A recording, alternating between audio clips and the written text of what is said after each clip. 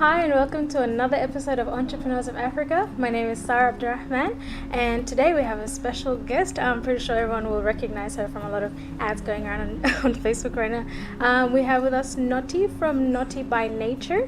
Hi Noti, thank you so much for having us with you today. Thank you for having me. No problem. I just want to start off a little bit personal. Tell us where you're from, a little bit of background about you. So I'm originally from Zimbabwe. I moved to Australia when I was about 7. So I spent my Christmas here in 2004 and then I've been here ever since. Yeah. I don't really remember much about home because I was so young when I left, but Australia has really helped me grow and shown me a lot of things that I probably wouldn't have seen when I was in Africa. So, absolutely. Yeah. So what are your hobbies and sort of interests that you like to do? I think I don't really do it anymore, but I used to really like running because that's something I did in school, but I think now that school's over I've kind of lost touch with that. So I think running used to be my hobby. I used to go for runs around my house and things like that, but now I've kind of lost touch with that. So as we probably know by now, Noti by Nature is actually a fashion hiring business, and so you hire out outfits for people to wear. So what other passions do you have besides fashion? I think my other passion would probably be business.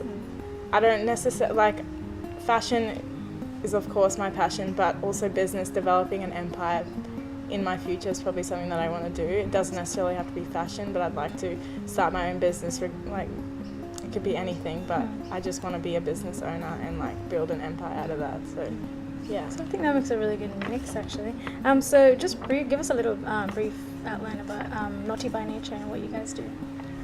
So Noti by Nature, I actually got the name comes from Noti. Obviously, my nickname is Noti, so it comes from that. And by nature is basically all the outfits are naturally me. So it's kind of like I've handpicked all the outfits and they're based on my personal style, so that's why it's Noti by Nature.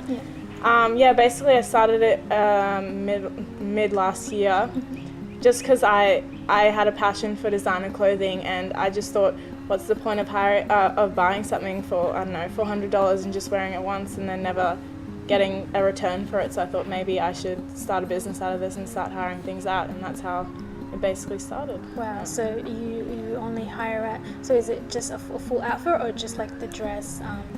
It depends. A lot of the things are dresses because they're just a lot easier to keep track of and things like that. But I do have a few outfits, or top and skirt or top and pants that I do hire out. And again, they're basically outfits that I've come up with myself. So So did you think in your high school days that this the fashion industry, or so however you'd say it, would be something that you'd be getting into, or in high school were you thinking of a different career? I didn't think I'd end up like this at all. I didn't do business or fashion in high school. I don't think any of my teachers thought I'd end up like this either. I think it's just I don't think anyone really knew that I was as passionate about fashion that I am. So I think this comes as a surprise to everyone. But yeah, I don't know, I'm surprised at myself because I'm quite a shy person, so I didn't think I'd be out here advertising and on Entrepreneurs of Africa, so yeah. So going back to the business side of things, so as a young entrepreneur and probably a first time entrepreneur as well, how did the budgeting and expenses to get it started?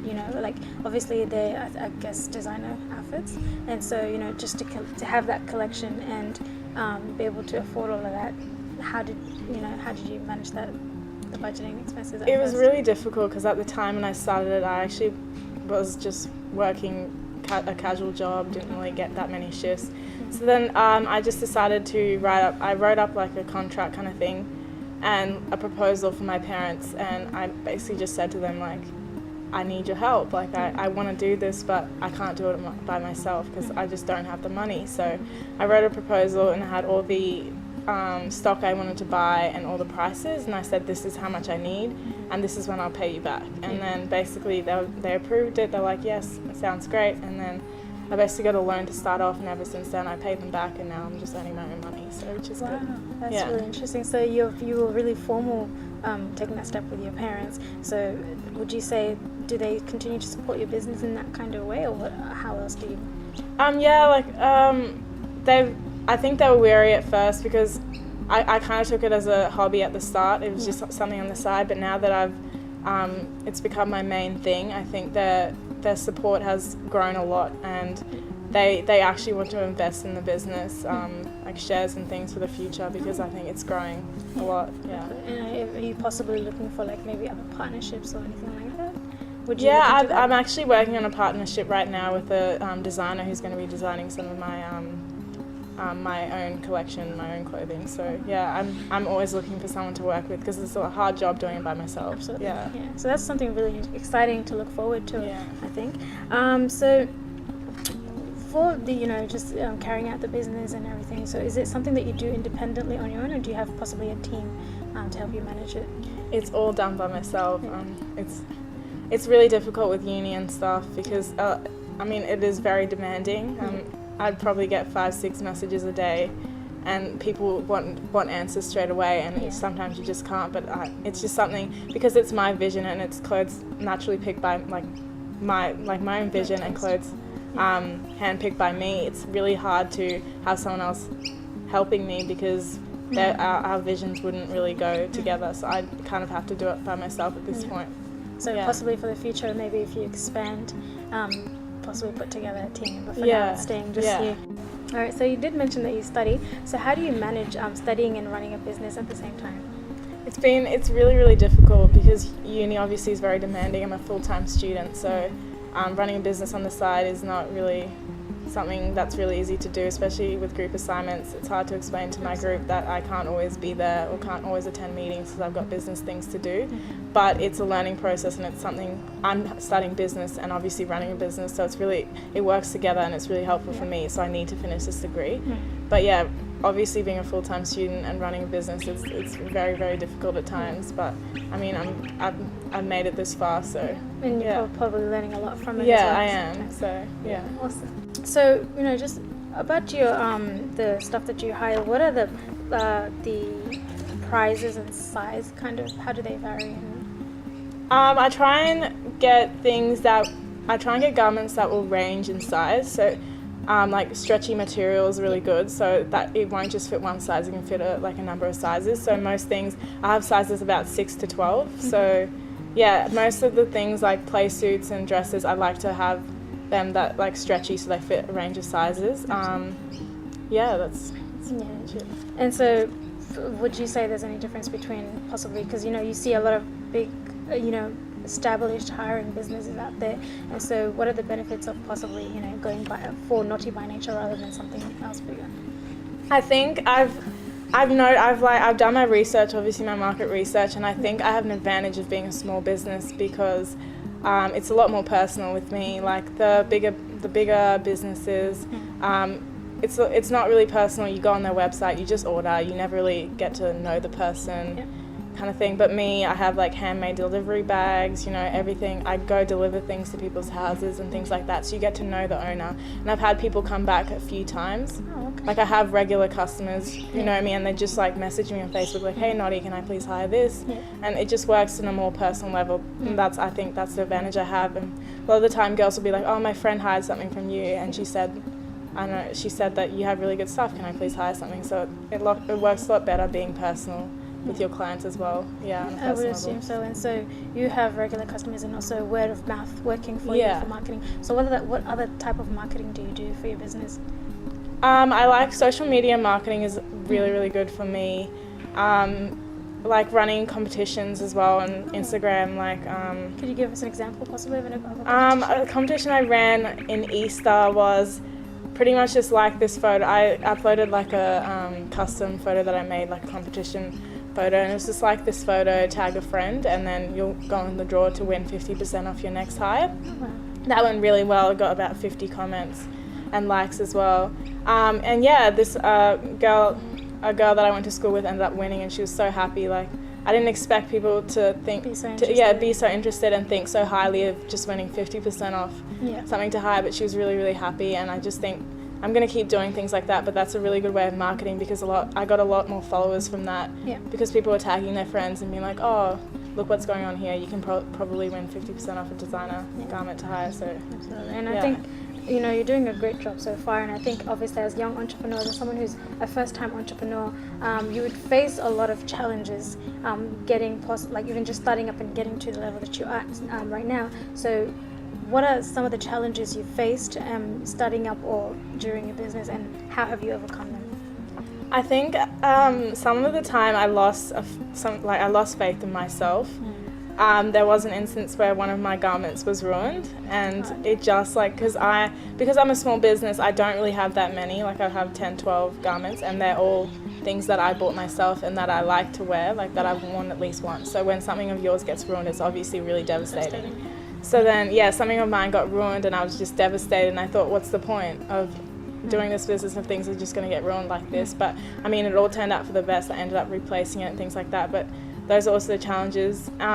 Also not having enough money at times. Like now since I've already asked my parents for a loan, I don't really want to keep asking them. I want to do it by myself. So I think sometimes when you see the bigger businesses and they're getting more stock and the newer things are coming out, you want to keep up to date with them. But it's really difficult when you're only a small business and you don't really have the funds to do so. So.